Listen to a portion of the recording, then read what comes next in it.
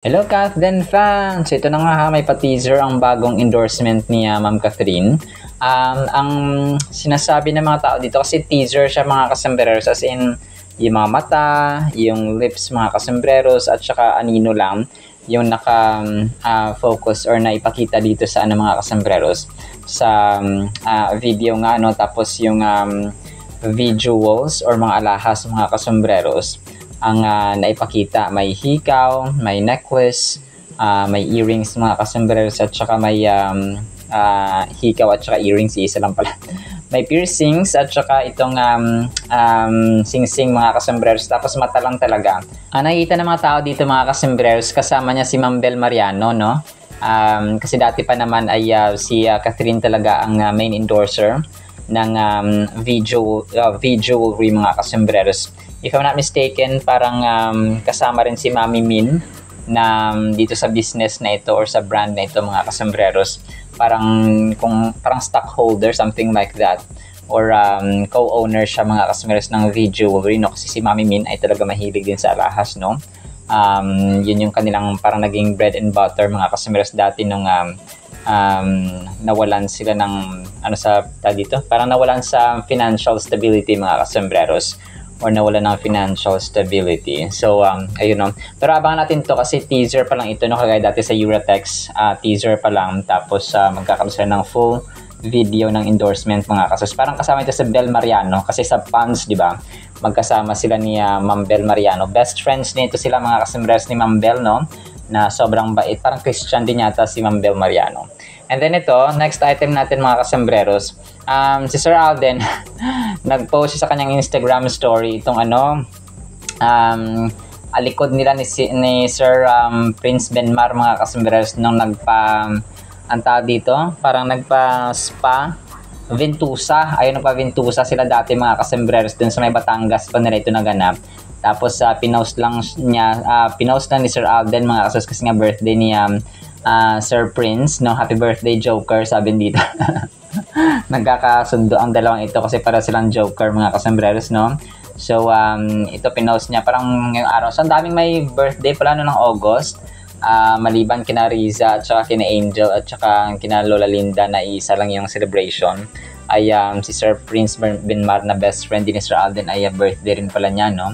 So ang daming ganap. And then ito, tapos meron siyang pinost dito, connected din ito sa bagong endorsement, no? Kasi nakalagay dito sa flag ay Instagram story ito ni Sir Alden, bago lang, G Studios, no? So ibig sabihin parang may gagawin na naman silang bagong endorsement or a project mga kasembreros. So kasi si Ma'am Catherine, kaliwat kanan din yung kanyang projects na ginagawa, makikita natin, no? So pareho sila ng routine at pattern talaga mga kasembreros. Project at trabaho muna, ganon. Tapos ito, next item natin, sige, ito muna. Behind the scene ito mga kasembreros ha, noon sa may Eurotex nila na ginawa, video at saka yung paano ginawa mga kasembreros. So nandyan yung mga team, yung staff mga kasembreros, tapos yun nga, yung may pahiga-higa siya sa kama mga kasembreros. So ang dami pala nila, no? Syempre hindi nabubuo ang isang endorsement kapag kukonti lang. Grabe, ang daming props, no? Daming camera and so on mga kasembreros. Tapos ang actress of course na si Ma'am Kat mga kasembreros. So nakita natin yung kanyang action dito. Pero parang short lang siya mga kasembreros. So very short lang. And then ito, next item natin. So may nag-post dito, sabi niyan, welcome back kay Ma'am Catherine mga kasembreros. Tapos nakakulay green, no, yung stripes nga niya. Pero ang photo na ito ay matagal na. Tapos ginamit na welcome back Catherine. So wala pa akong iba pang ebidensya kung talaga nakauwi na si phenomenal box office queen dito sa Pilipinas. Kasi ang last na natin is yung kanyang project nga sa Thailand, na kung saan ay baka related sa teleserye na ginagawa niya or gagawin niya mga kasembreros with Sir James Reid. So habang wala pa talagang ay hindi ako muna maniniwala. Pag na-announce na ng ABS-CBN, so doon na tayo maniniwala talaga mga kasembreros. And then ito, sobrang cute ng ginawa ng isang fan dito. Parang yung Kathleen, ginawa nilang animation, no? Tapos parang pinagdikit, tapos medyo nag-iba yung kanilang mukha. Para silang para silang Vietnamese, hindi Vietnamese eh. Para silang Malaysian, no? Para Malaysian mga kasembreros. So kasi di ba ang mga Malaysian, tapos may pagka-Korean. So may resemblance sila sa atin mga kasembreros. Yung ating mga karatig Asian countries mga kasembreros. And then ito, yung atin ni Ma'am Kath, no, na si Ma'am Chrysler or si Ma'am Chrysler mga kasembreros ay nag-post, no, sa kanyang Instagram story. So first day junior high school na pala si ano, no, si si Ma'am Lexine. So she's just 13 or 14 mga kasembreros, no. So kasi junior high, that's high school mga kasembreros, kasi kapag senior high ay grade 11, grade 12 na yan. So ngayon ay high school na siya. So first day in junior high school, good luck baby ko, sabi ng kanyang mama mga kasembreros, na si Ma'am Chrysler or Chrysler nga mga kasembreros, no.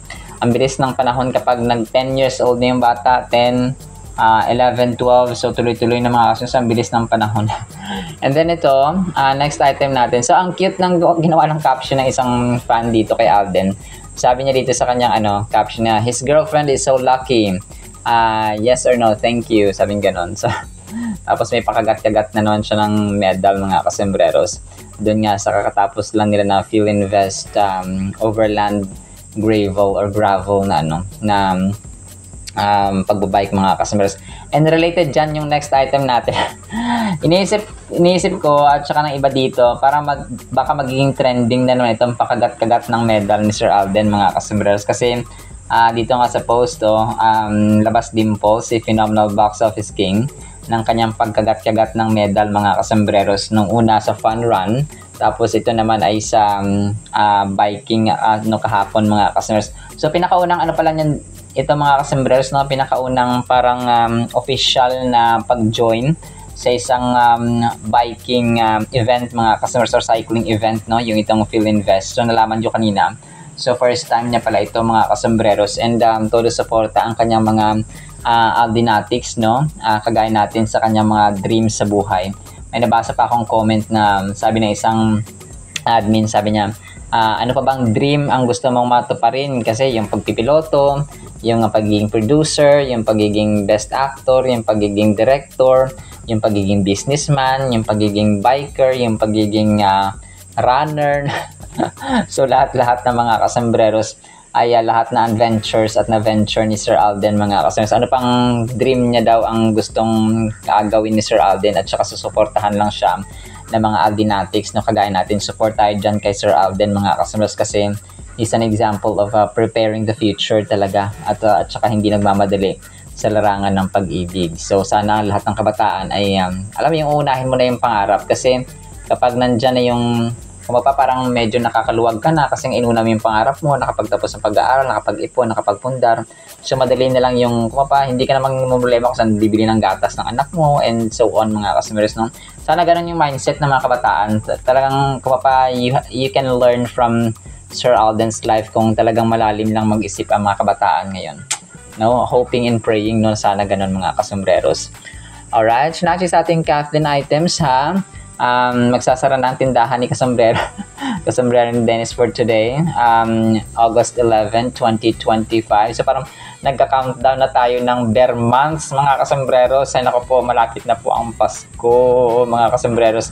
Marinig natin yung mga tugtog ng kampana. Ang kampana'y tuloy. Pinapatawa ko lang po kayo mga kasos. Yan lang po ha. Sana po ipangin po natin ang Word of God. And blessed evening po ha sa bawat isa. At para po sa ating Word of God ay sobrang ganda nito. Ang title, Tiwala sa Sarili. Jeremiah 17 verse 5. Thus says the Lord, cursed is the man who trusts in man and makes flesh ang tao, his strength whose heart departs from the Lord. So, ito mga kasombrero, isa sa pinakadelikadong ginagawa talaga ng tao. At saka mindset na ganito. Sorry po, merong tuko mga kasombrero sa amin. Sa aming bahay may tuko. Sumingit talaga siya. So isa ito sa pinakadelikadong mindset at ugali ng isang tao mga kasombrero, kapag siya po ay nagtitiwala sa kanyang sariling lakas, nagtitiwala masyado sa mga tao, sa asawa mo, sa kapatid, kung sino mang mga pinagtitiwalaan natin sa buhay mga kasombrero. King David, no, is an example, although this is written by Jeremiah o Prophet Jeremiah, mga kasambreros. May singit ko rin si David. Si David, hari na siya. Once na magmando siya na sa kanyang mga tauhan na ganto, paslangin, o ganto, sibakin, o ganto, kailangan matapos ito, kailangan. So he has the full power and full authority, mga kasambreros, over Israel because he was king, no, King David. And even King Solomon na kanyang anak, mga kasambreros. So si Haring David, once na parang presidente, no? Parang isang prime minister, parang isang king sa mga monarchy type of government like France, United Kingdom, and so on. Kapag nagmando yan, ang kanyang mga sundalo, ang kanyang mga kapulisan, ang kanyang mga cabinet members, mga kasambreros, ay magsisusunuran yan sila lahat because he has king siya, hari siya, mga kasambreros, so dapat siyang sundin. Pero hindi siya tatawaging a man after God's own heart for nothing. Kasi nga napakalapit ng kanyang puso, mga kasambreros. Even siya ay lamang, no, isang musmos pa lang, isang totoy, mga kasambreros, so 16, 17 years old when he was anointed by Prophet Samuel, mga kasambreros, no, that was the time na tinalo niya si Goliath. So doon pa lang, doon makita na kahit na may lakas siya, na pumapatay na siya ng mga leon, ng mga oso, mga kasambreros, ng mga bear, ay nagtitiwala siya sa Panginoon when he defeated Goliath. Okay? So ang pagtitiwala sa Panginoon ang tinuturo dito, mga kasambreros, and the danger ng pagtitiwala natin. Kasi sabi ito, sinusumpa ng Panginoon yung mga nagtitiwala sa sarili, yung mga nagtitiwala sa lakas ng tao, ng kanyang kapwa-tao, mga kasambreros. Kasi ang tao po ay hindi perpekto. Okay? Unang-una, hindi tayo perpekto, hindi ako perpekto, hindi siya perpekto, yung kaibigan mo, yung asawa, anak, kapatid, pamilya, lahat yan sila artista, presidente, and so on. Hindi perpekto ang mortal beings. Okay? Ang gusto ng Panginoon sa atin dito ay magtiwala sa Kanya. Kasi kapag nagtitiwala tayo sa tao, hindi na tayo nagtitiwala sa Panginoon. Mamahalin natin ang tao, yes. Igagalang natin, yes. Moral standards na gagawin natin, yes, sa tao, no? Maging mabait, maging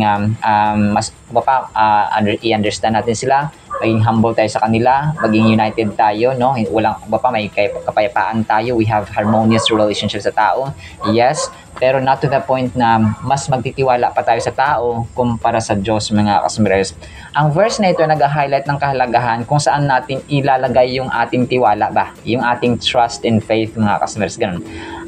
Kasi ang faith and trust ay connected po ito sila, mga kasambreros. Nagsisimbolize ito ng contrast between relying solely on human capabilities and trusting in higher power. Ang tao, tendency kapag matalino, no, kapag professional, kapag pasado sa gantong exam, kapag mataas na ang posisyon sa lipunan, and so on, ay nagiging naging nandun yung yabang, nandun yung pride, mga kasambreros, na ayaw ng Panginoon. And ang pinaka-historical na example dito na sobrang sikat nga ay yung RMS Titanic na nagkaroon ng pelikula, mga kasambreros, no? Sobrang ang yayabang. Nandun yung pride, yung hubris, mga kasambreros, sa excessive pride ng mga tao sa pagtitipon kasi ng mga mayayaman, yung sa RMS Titanic. So kung hindi ka mayaman, as in class, as in milyonaryo, hindi ka makapasok sa barkong iyon, mga kasambreros. So that was a gathering of people, no? Actually that was 1912 pa, mga kasambreros, sobrang tagal na. Pero kapag reminder ito na kapag ang pride talaga, no, sa pumasok sa puso ng humanity, ng tao, mga kasambreros, ay delikado. May distraction talaga, mga kasambreros. And yung alam natin ang ang barkong Titanic ay lumubog, mga kasambreros. Conversely, placing trust in God can lead to abundance and blessings as God's power and grace are limitless and unwavering. So, kapag inilagay natin yung ating tiwala, yung ating trust, yung ating pananampalataya sa Panginoon, mga kasambreros, given na po yun na yung kanyang grace ay limitless at ang kanyang power, ang kanyang kapangyarihan, ang kanyang authority, ang kanyang pag-ibig ang kanyang awa mga kasunod sa pagpapatawad ay limitless po yon. So do we find ourselves relying on others for our happiness or success only to feel let down or unfulfilled? So kapag tayo kasi ang titiwala sa tao, tendency is kasi hindi sila perfecto, nauubos, no? Hindi tayo fulfilled mga kasembreros. And ang sinabi ni Prophet Jeremiah dito na cursed is the one who trusts in man, na-declared by Prophet Jeremiah. Sinasabi dito na sa biblical context, nagsisignify yung cursed dito, yung sinumpa mga kasembreros na state of being cut off from God's blessings and favor. So kumbaga parang pinutol ba yung grasya, yung blessing ng Panginoon. Kasi kapag naputol ang blessing ng Panginoon sa tao mga kasembreros, that would mean na may mga calamity, walang peaceful na relasyon sa pamilya, parang ang grabe ng trabaho mo pero parang wala ka pa rin na-achieve, grabe na yung trabaho mo pero puro utang ka pa rin. So parang hindi mo ramdam yung peace, yung love, yung joy, and yung spirit ng Panginoon mga kasembreros. Because nga, sinumpa, no? Ganun siya mga kasembreros, yung mga anak mo.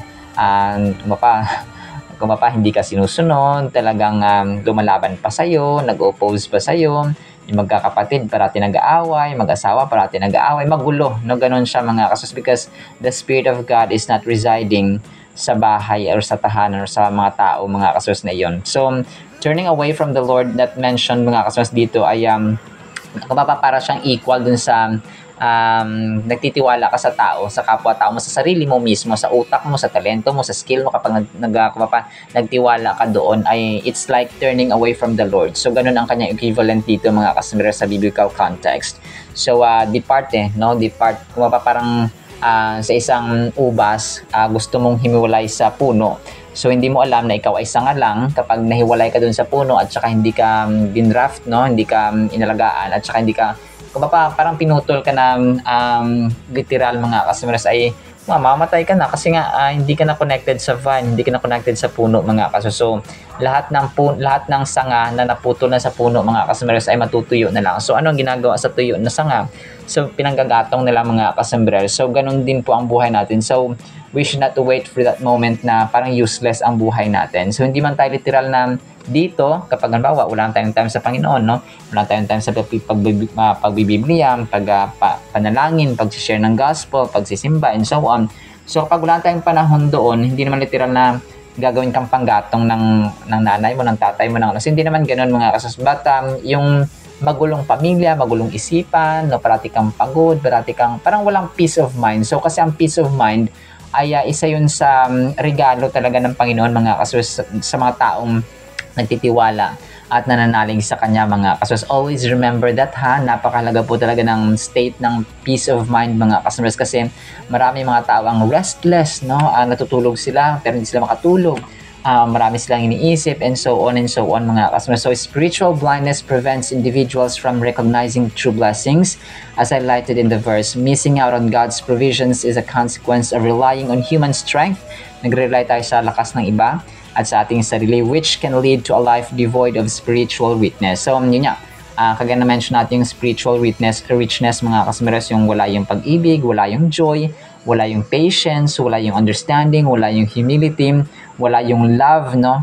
Unang-una sa lahat, wala yung love mga kasembreros sa loob ng tahanan. So parang kapag love mo lang siya kapag binigyan ka ng bagong cellphone, bagong damit, pinasyal ka sa ganito, binigyan ka ng pagkain, so which is superficial, na mababaw na kaligayahan mga kasembreros. Iba talaga kapag meron kang inner joy at divine joy, divine love mga kasembreros, divine peace na nagmumula sa divine and supernatural power ng ating Panginoon mga kasembreros. Grabe, no? Ang ganda actually ng verse na ito, kasi kapag nagtiwala tayo sa ating sarili, we are sinumpa tayo ng Panginoon mga kasembreros. Whereas kapag tayo pa nagtiwala sa Panginoon, we are blessed. Alright, salamat po sa ating Word of God Nawa po ipagpalain po tayo ng pag-ibig, pananampalataya, pag-asa, pagtitiwala at pusong nagtitiwala at nananalig sa ating Panginoon. In Jesus' name we pray, Amen and Amen. See you sa next segment mga kasembreros. Paalam po.